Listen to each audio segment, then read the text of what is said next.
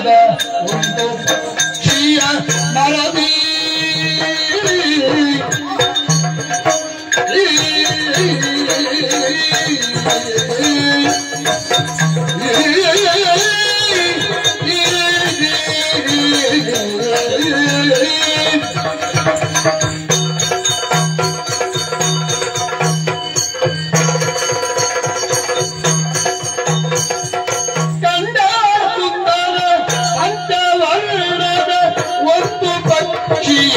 ಮರದಿ ಕುಳಿತು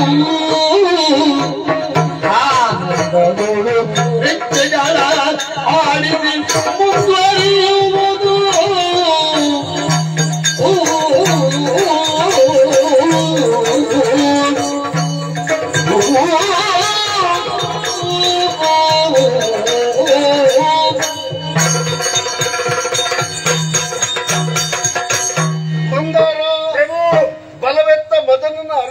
ವಸಂತರ ಬೀಡೋ ತಳಿರ ತಾಣವೋ ಕೋಕಿಲಂಗಳ ಚಾವಡಿಯೋ ಗಿಳಿಗಳ ಆಡಂಬಲವೋ ಎತ್ತಿಗಳೋದುವ ಮಠವೋ ಕುಳಿನೋ ಕಿರಣ ಕೊಡದ ಹೊರವರಿಯೋ ನವಿಲ ನೊಂದನವೀವನ.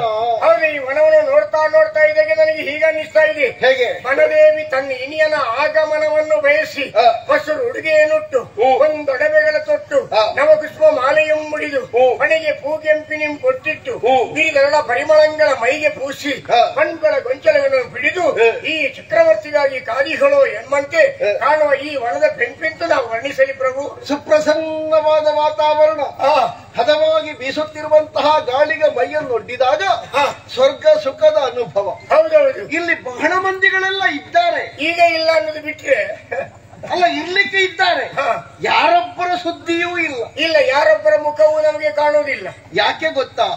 ಅಷ್ಟು ಮೌನ ಮುದ್ರೆಯಲ್ಲಿದ್ದಾರೆ. ಯಾಕಂದ್ರೆ ಇದು ಋಷ್ಯಾಶ್ರಮ ಅಲ್ವೇ? ಆಶ್ರಮ ಪ್ರದೇಶದಲ್ಲಿ ಧ್ಯಾನಿಗಳಾಗಿ, ಯೋಗಿಗಳಾಗಿ, ಮೌನಿಗಳಾಗಿ ಆತ್ಮಾನುಸಂಧಾನವನ್ನು ಭಗವಂತನಲ್ಲಿ ಮಾಡುತ್ತಾ ಅವರು ಯಾವುದೋ ಒಂದು ಆತ್ಮಾನಂದದ ಸುಖದಲ್ಲೇ ಇದ್ದಾರೆ. ಬಿಟ್ರೆ ನಿದ್ದೆ ಬಿಟ್ಟ ಆ ಸುಖವನ್ನು ಇವತ್ತು ಅನುಭವಿಸ್ತಲೇ ಇದ್ದಾರೆ. ಬದಿಯಲ್ಲೇನಾಗ್ತದೆ ಎನ್ನುವ ಗೊಡವೆ ಯಾರಿಗೂ ಇಲ್ಲ. ಅವರಷ್ಟಕ್ಕೆ ಅವರು, ನಮ್ಮಷ್ಟಕ್ಕೆ ನಾವು ನಿರಂತರವಾಗಿ ಮುಂದುವರಿಸುವ. ಇಲ್ಲಿ ನೋಡು, ಆ ಗೆಲ್ಲಿನಲ್ಲಿ ಒಂದು ಪಂಚವರ್ಣದ ಗಿಣಿ ಕೂತಿದೆ, ನೋಡಿದೆಯೇನೋ? ಹೌದು ಪ್ರಭು. ಆ ಗಿಣಿ ಬಹಳಷ್ಟು ಸೌಂದರ್ಯದಿಂದ, ತನ್ನ ಚಿತ್ತಾಕರ್ಷಕವಾಗಿರುವಂತಹ ಬಣ್ಣದಿಂದ ಪ್ರತಿಯೊಬ್ಬರ ಕಣ್ಮಣಗಳನ್ನು ಸೆಳೆಯುವುದಕ್ಕೆ ಮುಂದಾಗಿದೆ. ಎಂತ ಸೌಂದರ್ಯವನ್ನು ಕೊಟ್ಟಿದ್ದಾನೆ ಆ ಗಿಳಿಗೆ ದೇವರು. ಈ ಪ್ರಪಂಚದಲ್ಲಿ ಎಷ್ಟೋ ಬಣ್ಣಗಾರರಿದ್ದಾರೆ. ಹೌದು. ನುರಿತ ಬಣ್ಣ ವೈವಿಧ್ಯತೆಯನ್ನು ತೋರಿಸುವುದರ ಮೂಲಕವಾಗಿ ಬಣ್ಣ ಬಲಿಯುವುದರಲ್ಲಿ ತಾನೊಬ್ಬ ನಿಶ್ಚಯವನಿದ್ದೇನೆ ಅಂತ ತೋರಿಸುವವರೂ ಇದ್ದಾರೆ. ಇಟ್ಟ ಬಣ್ಣ ಆಮೇಲೆ ಕೆಳಗೆ ಸೆಕೆಗೆ ನುರಿತ ಹೋಗುವುದು ಉಂಟು. ಆದ್ರೆ ಬ್ರಹ್ಮದೇವ ಕೊಟ್ಟಿರುವಂತಹ ಬಣ್ಣ ಒಂದಕ್ಕೊಂದು ತಾಗದೆ, ಒಂದೊಂದೊಂದು ಬೆಸುಗೆ ಬಿಡದೆ, ಬಹಳ ಚಂದವಾಗಿ ಅಚ್ಚುಕಟ್ಟಾಗಿ ಕಾಣುವವರ ಅಂತರಂಗದಲ್ಲಿ ಬಣ್ಣದ ಬದುಕಿನ ಚಿತ್ತಾರವನ್ನು ಬಿಡಿಸುವುದಕ್ಕೆ ಮುಂದಾಗಿದೆ ಎನ್ನುವುದು ಸ್ಪಷ್ಟ. ಏನು ಬಣ್ಣ ನೋಡು, ಆಗಾಗ ತನ್ನ ರೆಕ್ಕೆಯನ್ನು ಅಗಲಿಸಿ ನೋಡುವುದು, ಮುಚ್ಚುವುದು, ಮುಚ್ಚುವುದು, ನೋಡುವುದು, ನೋಡುವುದು, ಮುಚ್ಚುವುದು. ಏನು ಪ್ರಭು? ಇದರಲ್ಲಿ ಮಹತ್ತರವಾದಂತಹ ಸಂದೇಶವನ್ನು ಪ್ರಪಂಚ ಮುಖಕ್ಕೆ ಅದು ಸಾರಿ ಹೇಳುತ್ತಾ ಉಂಟು. ನೋಡುವವರಿಗೆ ಅರ್ಥ ಆಗುತ್ತದೆ. ಹೇಗೆ? ತಾನು ಕುಳಿತದ್ದು ರೆಂಬೆಯಲ್ಲಾದರೂ ತನಗಿರುವುದು ಧೈರ್ಯ ತನ್ನದ್ದಾಗಿರುವಂತಹ ರೆಕ್ಕೆಯಲ್ಲಿ. ಹೌದು. ಜೀವನಕ್ಕೊಂದು ಸಂದೇಶ ಅದು. ಯಾರೊಟ್ಟಿಗೆ ನೀನಿರು, ಏನೇ ಮಾಡುತ್ತಾ ಇರು, ನಿನ್ನ ತನವು ನಿನ್ನಲ್ಲೇ ಇರಲಿ. ನೀನು ಮತ್ತೊಬ್ಬನ ಅವಲಂಬಿಯಾಗಿ ಬದುಕುವುದಿದ್ರು ನಿನ್ನ ಸ್ವತಂತ್ರವಾದ ಹಿಡಿಯನ್ನು ಯಾವ ಕಾಲಕ್ಕೂ ಬಿಟ್ಟುಕೊಡಬೇಡ ಎನ್ನುವ ಸಂದೇಶ ಹಕ್ಕಿಯಾದರೂ ಪ್ರಪಂಚಕ್ಕೆ ಸಾರಿ ಹೇಳುತ್ತದೆ. ನೋಡು, ತನ್ನ ಗಟ್ಟಿಯಾಗಿದ್ದರೆ ಇನ್ನೊಬ್ಬರ ಹಂಗೇನು ಅನ್ನೋದು ಸೂಚಿಸ್ತದೆ. ನನಗೀಗ ಅದನ್ನೊಂದು ಹಿಡಿಯಬೇಕು ಅಂತ ಅನ್ನಿಸ್ತಾ ಇದೆ. ಅದಕ್ಕೆ ಯಾಕೆ ಯೋಚನೆ ಮಾಡ್ತಾ ಇದ್ದೀವಿ ಪ್ರಭು? ನಿನ್ನನ್ನು ನೋಡುವಾಗ, ನೀನಿರುವಾಗ ನಾನು ಹಿಡಿಯುವುದೇನೋ? ಅಂದ್ರೆ ನಿಮ್ಮ ಲೆಕ್ಕದಲ್ಲಿ ನಾನು ಹಕ್ಕಿ ಬಿಕ್ಕಿ ಜನಾಂಗದವನು ಎಂಬ ಅರ್ಥವೇ? ಹಾಗಲ್ವೋ? ಜೀವನದಲ್ಲಿ ಎಂತೆಂಥ ಕಡೆಯಲ್ಲಿ ಎಂತೆಂಥ ಹಕ್ಕಿಗಳನ್ನೆಲ್ಲ ಉದುರಿಸಿದವ ನೀನು. ನನಗಾಗಿ ಒಂದು ಹಕ್ಕಿಯನ್ನು ಹಿಡಿದುಕೊಡಲಾರೆಯೇನೋ? ಪ್ರಭು, ನಾನು ಹಿಡಿದು ನನ್ನ ಯೋಗ್ಯತೆಗೆ ಬೇಕಾದ ಸಣ್ಣ ಹಕ್ಕಿಯನ್ನೇ ಹಿಡಿಯಬಲ್ಲೆ. ನೀನು ಒಂದೊಂದ್ಸಲ ಮನಸ್ಸು ಮಾಡಿದ್ರೆ ಎಷ್ಟಿಡ್ದೊಂದು 4-5 ಜನ ಇಟ್ಕೊಂಡು ಹೀಗೆ ಮಾಡಿ ಬಿಡುವುದಿಲ್ವಾ? ನೀನು ಕೋಳಿ ಸುದ್ದಿ ಮಾತಾಡಬೇಡ. ಈಗ ಹಕ್ಕಿ ಹಿಡಿಯುವ ಕೆಲಸ.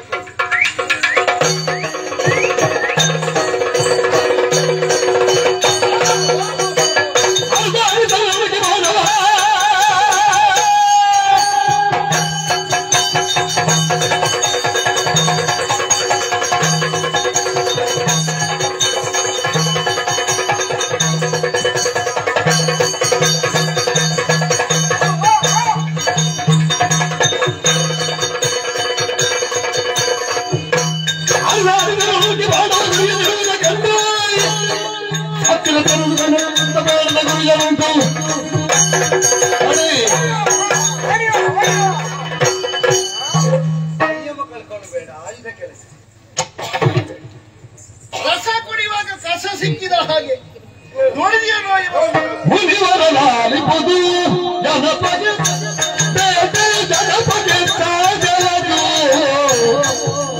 ಮುನಿವರ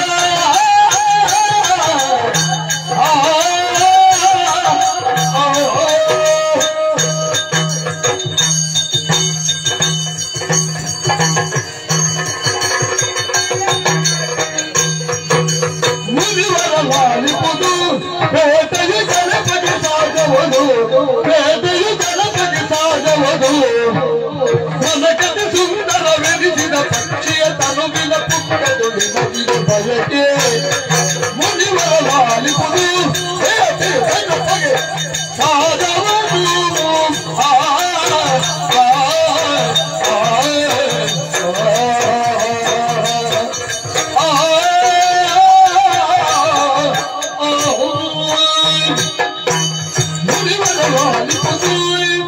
ಅಯ್ಯ ಮುನಿಕುಮಾರನೇ, ಬೇಟೆಯಾಟದಲ್ಲಿ ಪೂರ್ಣ ಉತ್ಸಾಹದಲ್ಲಿ ತೊಡಗಿರುವಂತಹ ನೃಪನಾದಯ ಯಾತಿಯ ಬಗ್ಗೆ ಏನನ್ನೂ ತಿಳಿಯದೆ ಒಂದು ಮುಖಭಂಗವಾಗುವ ಹಾಗೆ, ಹಾರುವ ಎತ್ತಿನ ಹೊಡೆಗ ಪಡೆದ ಹಾಗೆ, ಉತ್ಸಾಹದ ಚಿರುಮೆಗೆ ತಣ್ಣೀರೆಚ್ಚಿದ ಹಾಗೆ ತಡೆ ಅಂತ ಹೇಳಿಬಿಟ್ಟೆಯಲ್ಲ. ಕ್ಷಾತ್ರ ಕುಲ ವಿಜೃಂಭಿಸುವ ಹೊತ್ತು ಗಜದ ಹೆಜ್ಜೆಯಲ್ಲಿ ಉಳಿದ ಹೆಜ್ಜೆಗಳು ಅಡಗುವ ಹಾಗೆ ನಮ್ಮತನ ಮೇಳೈಸುವ ಹೊತ್ತು ನೀನ್ ಯಾವನು ಆಗಬಾರದು ಅಂತ ಹೇಳುವುದಕ್ಕೆ ಹೇಳಿದೆ. ಈಗ ಆಶ್ರಮದಲ್ಲಿ ಬಂದು ಆ ಪಕ್ಷಿಯನ್ನು ಹೊಡೆದುರುಳಿಸುವುದು ಯಾಕೆ ಅಂತ ಬೇಡ, ಅದು ನಮ್ಮ ಚಿತ್ತಾಕರ್ಷಣೆಗೆ ಒಳಗಾಗಿದೆ. ಅದಕ್ಕೆ ಕೊಲ್ಲುವುದು, ಜೀವಂತ ಹಿಡಿಬೇಕು ಅಂತ ಪ್ರಯತ್ನಿಸಿದೆವು, ಸಿಕ್ಕಲಿಲ್ಲ. ಅದಕ್ಕೆ ಕೊಂದಾದ್ರು ಪ್ರಯೋಜನ. ಒಂದಾದ್ಮೇಲೆ ನಾವಿಬ್ಬರು ಒಟ್ಟಿಗೆ ಸ್ವಲ್ಪ ಹೊತ್ತು ಮರದ ಬುಡದಲ್ಲಿ ಕೂತ್ಕೊಂಡು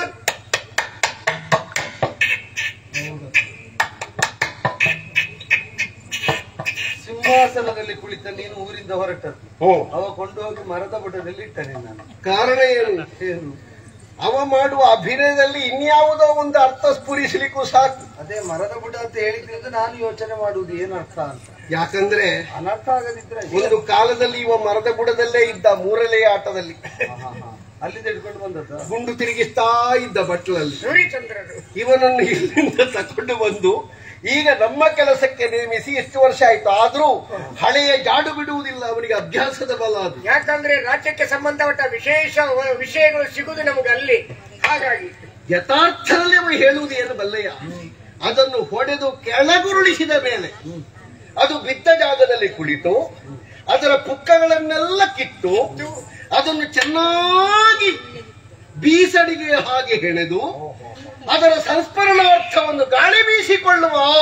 ನಿನಗೊಂದು ಬೀಸಣಿಗೆ ಬೇಕು ಅಂತ ಆದ್ರೆ ಒಂದು ಪಕ್ಷಿಯ ಪ್ರಾಣ ಹೋಗಬೇಕು. ಬಣ್ಣದ ಪುಕ್ಕಕ್ಕೆ ಬರಸೋತ ನಾವುಗಳು ನಮ್ಮ ಹತ್ತಿರದಲ್ಲಿ ಅದನ್ನು ಬಣ್ಣದ ಬೀಸಣಿಗೆಯಾಗಿಸಿದ್ರೆ ಒಂದು ಆತ್ಮತೃಪ್ತಿ ಇರ್ತದೆ ಅಂತ. ಬೀಸಣಿಗೆ ಬಣ್ಣದ್ದು ಸಿಗ್ತದೆ, ನಿನ್ನ ಮುಖಕ್ಕೆ ಕರಿಲೇಪಿಸಿದಂತ. ಯಾಕೆ? ಸುಂದರ ವಸ್ತುವನ್ನು ಕಂಡುಗುವ ಸಂತಸದಿ ಪರಸಾರ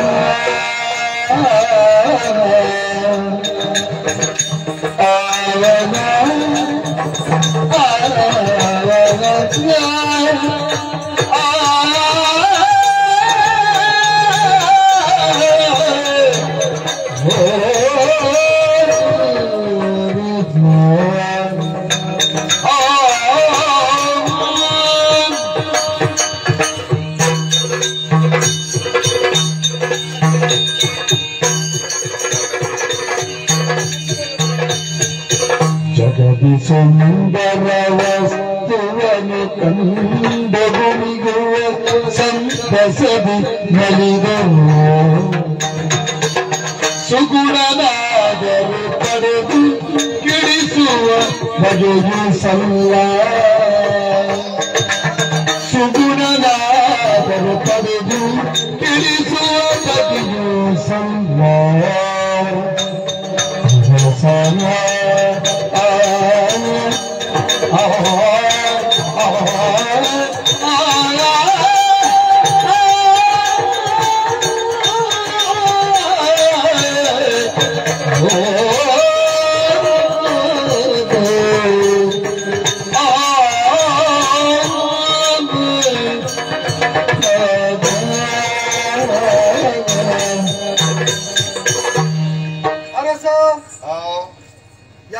ಯಾವುದೋ ಬಣ್ಣದ ಬೆನ್ನು ಬಿದ್ದು ನಾವು ಹೋಗಿ ಅದನ್ನು ಪಡೆಯುವ ಪ್ರಯತ್ನದಲ್ಲಿ ನಮ್ಮ ಮುಖಕ್ಕೆ ಮಸಿ ಬಳಿದಂತಾಗುವ ನಾವು ಗಮನಿಸದೇ ಹೋಗುತ್ತೇವೆ. ಅರ್ಥ ಆಗಲಿಲ್ಲ ನನಗೆ. ಪ್ರಯತ್ನ ಒಳ್ಳೆಯದು, ಆದ್ರೆ ಯಾವುದರ ಬಗ್ಗೆ ಪಡೆದು ಪ್ರಯೋಜನ ಏನು ಇದನ್ನು ನೋಡದೆ ನಾವು ಮುನ್ನಡೆಯಬಹುದು. ಹೇಳಿದ್ರಲ್ಲ ನಾನು ಒಂದು ಬೀಸಣಿಗೆಯಾದರೂ ಸಂಸ್ಮರಣಾರ್ಥ. ಎಲ್ಲಿ ಬೀಸಣಿಗೆಗೆ ಬೀಸುವುದಕ್ಕಾಗಿ ಬಣ್ಣದ ಪುಕ್ಕಗಳನ್ನು ಕೀಳುವುದಕ್ಕೆ ಮೊದಲು ಒಂದು ಪ್ರಾಣಹಾನಿ ಆಗುತ್ತದೆ. ಆಶ್ರಮದ ಅಂಗಳದಲ್ಲಿ ಒಂದು ರಕ್ತಪಾತವಾಗುತ್ತದೆ.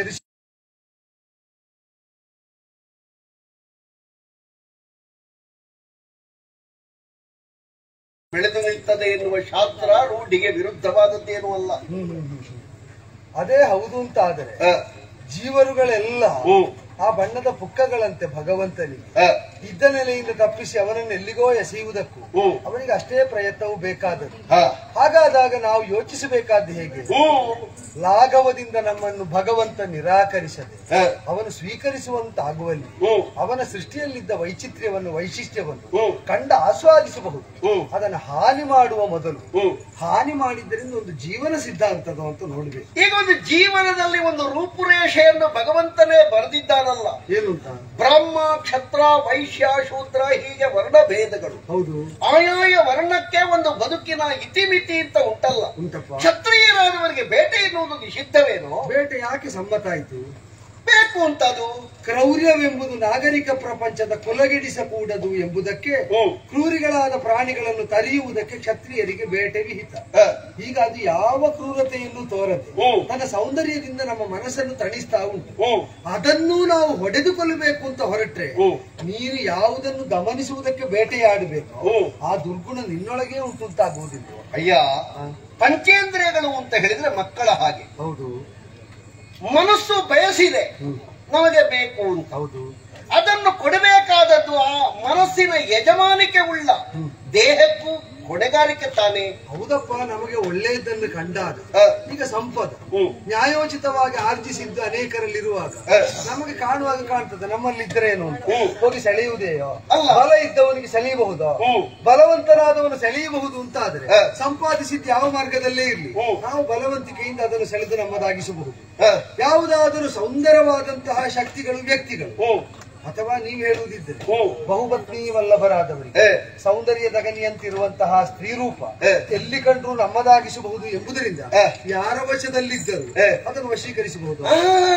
ಪಂಜರದಲ್ಲಿದ್ದಂತಹ ಗಿಳಿಯನ್ನು ನಾವು ಮುಟ್ಟುವುದಕ್ಕೆ ಹೋದದ್ದಲ್ಲ. ಈಗ ಕ್ಷಾತ್ರ ಎನ್ನುವುದಕ್ಕೆ ಮಿತಿ ಯಾವುದು? ತನ್ನದ್ದಾಗಿರುವಂತಹ ಅಹಮಿಕೆಯಿಂದ ಲೋಕವನ್ನು ಜಯಿಸುತ್ತದೆ.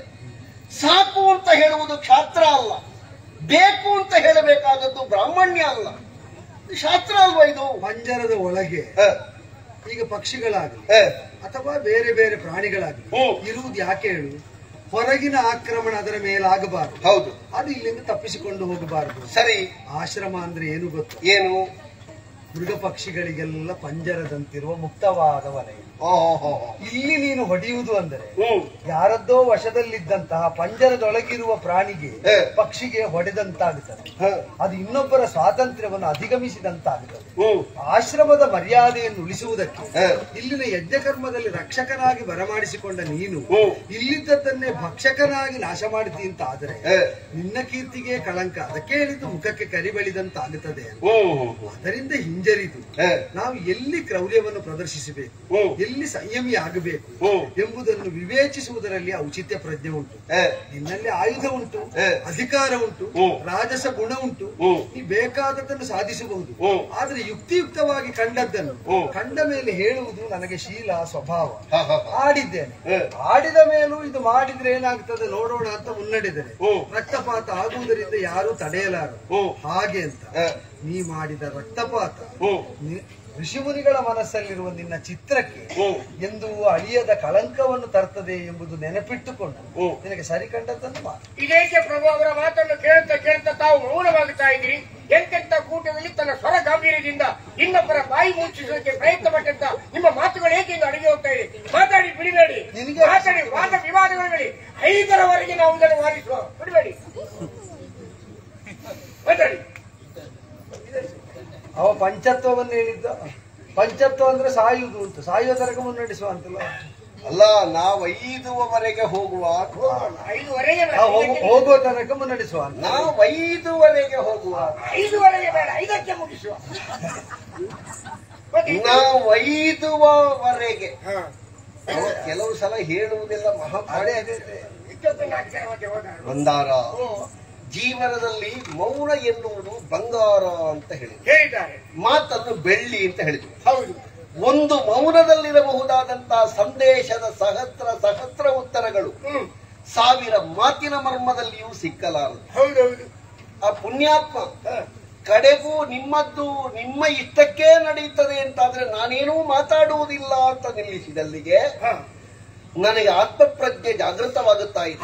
ಹಾಗೆ ಕಮ್ಮಿ ಮಾಡಿದ ಮಾತು. ಯಾಕಂದ್ರೆ ನೋಡುವ, ನೀನೊಂದು ಬಾಣ ಬಿಡು, ಅದನ್ನು ಬೀಳಿಸುವುದು ನಾನು ನೋಡ್ತೇನೆ ಅಂತ ಒಂದು ಸವಾಲವರು ಹೇಳುತ್ತಿದ್ದರೆ ನನ್ನ ಕ್ಷತ್ರಿಯತ್ವ ಏನು ಮಾಡ್ತದೆ ಅಂತ ನನಗೆ ಹೇಳಲಿಕ್ಕೆ ಸಾಧ್ಯ ಇರಲಿಲ್ಲ. ಕೋಪ ಬಂದ್ರೆ ಏನಕ್ಕೆ ಏನು ಮಾಡಿದ್ರು? ಆದ್ರೆ ಅವರು ಹೇಳಿದ ಮಾತಿನ ಮಥಿತಾರ್ಥ ಏನು? ಹೇಳಿ ಪ್ರಭು. ಅಂಗೀರಸ ಮಹರ್ಷಿಗಳು ನಿನ್ನನ್ನು ಸಂರಕ್ಷಕ ಅಂತ ಕರೆದರು. ನಿನ್ನ ಒಳಗಿರುವಂತಹ ರಾಕ್ಷಸತ್ವ ಇಲ್ಲಿರುವ ಆಶ್ರಮದ ಯಾವುದೋ ಒಂದು ಸಾಧು ಜೀವವನ್ನು ಅಪಹರಿಸುವುದಕ್ಕೆ, ಪ್ರಾಣ ಭಕ್ಷಿಸುವುದಕ್ಕೆ ತೊಡಗುತ್ತದೆ ಅಂತಾದ್ರೆ ಅವರು ಕಂಡ ಭವ್ಯಾಕಾರದ ಚಿತ್ರದಲ್ಲಿ ರಕ್ತದ ಲೇಪ ಆರದಂತೆ ಅಟ್ಟಿ ಹೋಗ್ತದೆ ಎನ್ನುವ ಒಂದು ಸಂದೇಶದ ಭೌಮವಾಕ್ಯವನ್ನು ನನಗೆ ತಿಳಿಸಿದರು. ಕೆಲವು ಸಲ ಹರಿತವಾದ ಮಾತುಗಳನ್ನು ಅರಿತವರು ಆಡುವಾಗ ಅರಿಗಳು ಅಂತ ನಾವು ತಿಳ್ಕೊಳ್ಳದೆ ಇರುವುದೇ ನಮ್ಮ ಅರಿವಿನ ಸಾರವೋ? ಹೌದು ಪ್ರಭು. ಆದದ್ದರಿಂದ ಈ ಪುಣ್ಯಾತ್ಮ ಯಾರು ಅಂತ ಕೇಳಬೇಕಾಗಿದೆ. ಕೇಳುವ ದಯಾನಿಧೆ ಮಹಾರಾಜ. ಸೂಕ್ಷ್ಮ ಮಾತು, ಬಹಳ ಇಲ್ಲ. ಕಿರಿದರೋಳು ಪಿರಿದರ್ಥ ಬಪ್ಪಂತೆ. ಯಾವುದೋ ಒಂದು ದೇವ ಸಂದೇಶದ ವಾಣಿಯನ್ನು ಕೊಟ್ಟ ಹಾಗೆ ಮಾತೆ ಬಾಣವಾಗಿ ಗಿರ್ವಾಣರ ಲೋಕದಿಂದ ನೀವು ಬಂದಿರೋ ಅಂತ ನನಗೊಂದು ಸಂಶಯ ಆಗ್ತದೆ. ಆ ಸಂಶಯ ಸಹಜವಾದದ್ದೇ. ಕಣ್ಣು ತಿಳಿಯದೇ ಇದ್ದರೂ ಕರುಳು ಅಪಹಪಿಸುತ್ತದೆ ಎನ್ನುವುದಕ್ಕಾಗಿ ತಮ್ಮಲ್ಲಿ ಪ್ರಾರ್ಥನೆಯ ಮೂಲಕ ಕೇಳಿಕೊಳ್ಳುತ್ತೀರಿ.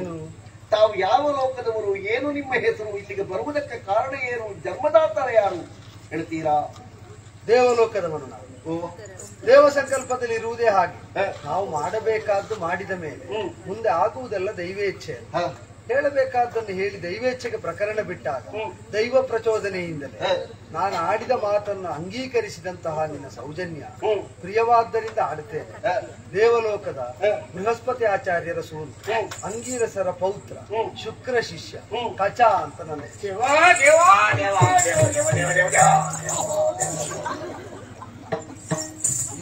ಇದವರನ್ನು ಮೇಲೆ ಕೆಳಗೆ ಮಾಡುದು ಮಾತ್ರ ಅಲ್ಲ, ಅವನು ಆಗುತ್ತಾನೆ. ನನ್ನ ಕಾಲು ದೇವಲೋಕದತ್ತ ಹೋಯಿತು. ಅದು ತಲೆ ಹೋದ್ರೆ ಒಳ್ಳೇದಿತ್ತು. 17ಕ್ಕೆ ಆರಂಭ ಮಾಡಿದ್ದಾನೆ. ಯಾವುದಕ್ಕೆ? ಹೀಗೆ ಮಾಡಿ ಒಂದು 47ರ ತನಕ ಸರಿ ತಲೆಯ ಮೇಲಕ್ಕೆ ಕಾಲು ಬರ್ತಿತ್ತು. ಪ್ರಾಯ ಆಯ್ತಲ್ಲ, ಅಷ್ಟೇ ಇರುವುದು. ಇನ್ನೊಂದು 2-3 ವರ್ಷ ಕಳೆದ ಮೇಲೆ ಎತ್ತು ಏರ್ತದೆ ಅಂತ ಹೇಳಲಿಕ್ಕೆ ಅವರಿಗೊಂದು ಮೊದಲಿಂದಲೂ ಒಂದು ಅಭ್ಯಾಸ ಉಂಟು. ಅಡ್ಡ ಬೀಳ್ಲಿಕ್ಕೆ ಜಾಗ ಸಿಕ್ಕಿದ್ರೆ ಅವರದ್ದು ದೀರ್ಘದಂಡ ಸೇವೆ ಎಲ್ಲ ಕಡೆ ಅಡ್ಡ ಬೀಳುವ. ಯಾಕಂದ್ರೆ ಅವ ಗಿಡ್ಡ ಅಲ್ವಾ, ಜಾಗ ಸ್ವಲ್ಪ ಸಾಕಾಗ್ತದೆ. ಸಿಕ್ಕಿದ ಅವಕಾಶವನ್ನು ಬಳಸಿಕೊಳ್ಳುವ ನನ್ನಲ್ಲಿ ಎಷ್ಟು ಕಡಿಮೆ ಜಾಗ ಸಿಕ್ಕಿದ್ರೆ ಉದ್ದ ಬೀಳ್ತಾನೆ. ಹೇಗೆ ಮಾಡಿ ಆದ್ರೆ ಬೀಳ್ತಾನೆ. ಆಗಲಿ, ನಿನ್ನ ಮನಸ್ಸು ಬಾಗಿದಾಗ ಅವನ ಮೈ ಬಾಗಿ ಒಳ್ಳೆಯದಾಗಲಿ. ಮಹಾರಾಜ, ನಾನು ಆಡಿದಂತಹ ಮಾತಿನ ಔಚಿತ್ಯವನ್ನು ಮಾನಿಸಿದ ನಿನ್ನ ಔದಾರ್ಯಕ್ಕೆ ನಾ ಕೃತಜ್ಞನೆ. ನಾನೊಂದು ಪ್ರಾರ್ಥನೆ ಮಾಡಿಕೊಳ್ತೇನೆ ನಿಮ್ಮನ್ನಪ್ಪ. ನಾನು ಯಯಾತಿ ನಹುಷ ಪುತ್ರ, ಕೇಳಿಬಲ್ಲೆ, ಪ್ರತಿಷ್ಠಾನದ ದೊರೆ. ಒಳ್ಳೆಯದು. ತಾವು ಬರುವ ಅವಸರ ಇದ್ರೆ ಒಂದು ಸಲ ಆದ್ರೂ ನಮ್ಮ ಅರಮನೆಗೆ ಭೇಟಿ ಕೊಡಬೇಕು ಅಂತ ಪ್ರಾರ್ಥನೆ. ಸಜ್ಜನರ ಸಹವಾಸ ಹೆಜ್ಜೆಯನ್ನು ಸವಿದಂತೆ ಅಂತ ಆಡಿದ್ದು. ಒಮ್ಮೆ ಆ ಆತಿಥ್ಯವನ್ನು ಸವಿಯುವುದಕ್ಕೆ ಸಂದರ್ಭ ಸಿಕ್ಕಾಗ ಮುಂದೆಂದಾದ್ರೂ ಬಂದೇನು. ಇಂದು ಯಜ್ಞದಲ್ಲಿ ಭಾಗಿಯಾಗುವುದಕ್ಕೆ ಅಜ್ಜನ ಆಶ್ರಮಕ್ಕೆ ಬಂದರು. ನಾ ಅದರಲ್ಲಿ ತೊಡಗುತ್ತೇನೆ, ಈ ರಕ್ಷಣಾ ಕಾರ್ಯದಲ್ಲಿ ಮುನ್ನಡೆ. ದೇವ, ನಾನು ಇವ್ರ ಜೊತೆ ಸೇರಿ ಏನೋ ಒಂದು ಅಪ್ಪಿತಪ್ಪಿ 2 ವಿಷಯಗಳು ಗೊತ್ತಾಗದ ಹಾಗೆ ಬಂದೋಯ್ತು. ಅಪ್ಪಿತಪ್ಪಿ ನನಗಿವು ಕ್ಷಮೆ ಇರಲಿ. ನೀವು ಬರೋದು ಒಂದು ಗಳಿಗೆ ತಡ ಆಗ್ತಿದ್ರೆ ಒಂದು ಪಕ್ಷಿಯ ಪ್ರಾಣ ಹೋಗ್ತಾ ಇತ್ತು. ನಮ್ಮನ್ನೆಲ್ಲ ತೀಡಿ ಸರಿಯಾಗಿ ತಂದು ಮುಂದೆ ಬದುಕು ಹೇಗೆ ಸಾಗಿಸಬೇಕಿರೋದನ್ನು ತಾವು ಪ್ರಚೋದನೆ ಹೇಳಿಕೊಟ್ಟಿರಿ, ಸಂತೋಷ ಆಯಿತು. ನಮ್ಮಲ್ಲಿ ಗೋಪಗಳಲ್ಲಿ ಎಷ್ಟು ಚಂದ ನೀವು ಮಾತಾಡಿದಿರಿ. ನಿಮ್ಮ ಹಾಗೆ ನಿರಂತರವಾಗಿ ಮಾತಾಡುವಂತ ಆ ನಿಮ್ಮ ನಾಲಿಗೆಯ ವಾಕ್ಶಕ್ತಿಯನ್ನು ನನಗೆ ಅನುಗ್ರಹಿಸಿ ಪ್ರಭು. ಅಲ್ಲಿ ಕೊಡ್ಲಿಕ್ಕೆ ನನ್ನಲ್ಲಿ ಏನಿಲ್ಲ. ಇಲ್ಲಿ ತಗೊಳ್ತೀಯಾದ್ರೂ ಕೊಡ್ಲಿಕ್ಕೆ ಏನೋ ಉಂಟು. ಅಲ್ಲಿಂದ ಇಲ್ಲಿಗೆ ಜಾರು ಆಗಿ ಅನುಗ್ರಹಿಸಿ. ಪಕ್ಷಿಗೋ ಪ್ರಾಣಿಗೋ ನಿನಗೋ ನನಗೋ ಮಾತ್ರ ಅಲ್ಲ ಪ್ರಾಣ ಇರುವುದು. ಒಂದೊಂದು ಶಬ್ದಕ್ಕೂ ಒಂದು ಶಬ್ದ ಸರಿಯಾಗಿ ಪ್ರಯೋಗಗೊಂಡ್ರೆ ಸ್ವರ್ಗಲೋಕದ ಕಾಮಧೇನುವಿನ ಹಾಲು ಸಿಗ್ತದೆ. ತಿಳಿದವರ ಮಾತು. ಪ್ರತಿ ಶಬ್ದವನ್ನು ಅಳೆದು ತೂಗಿ ನೋಡಿ ವಿನಿಯೋಗಿಸ್ತಾ ಬಾ, ತಾನಾಗಿ ವಾಗ್ಮಿತೆ ನಿನ್ನನ್ನು ಅರಸ್ತಾ ಬಾ. ಇದರ ಮರ್ಮವನ್ನು ಬರೆದುಕೊಡಿ, ಇನ್ನಷ್ಟು ನಾಳೆ ಅದನ್ನು ಬಾಯಿಪಾಠ ಮಾಡಿ ಹಾಕ್ತೇನೆ. ಮೊದಲು ಸ್ವಲ್ಪ ಸರಿ ಇದ್ದ ಸ್ವಾಮಿ, ಮತ್ತೆ ಅವನ ತಪ್ಪಿದ ಮೇಲೆ ಒಟ್ಟು ಕವಚ ಬೀಳ್ತದೆ.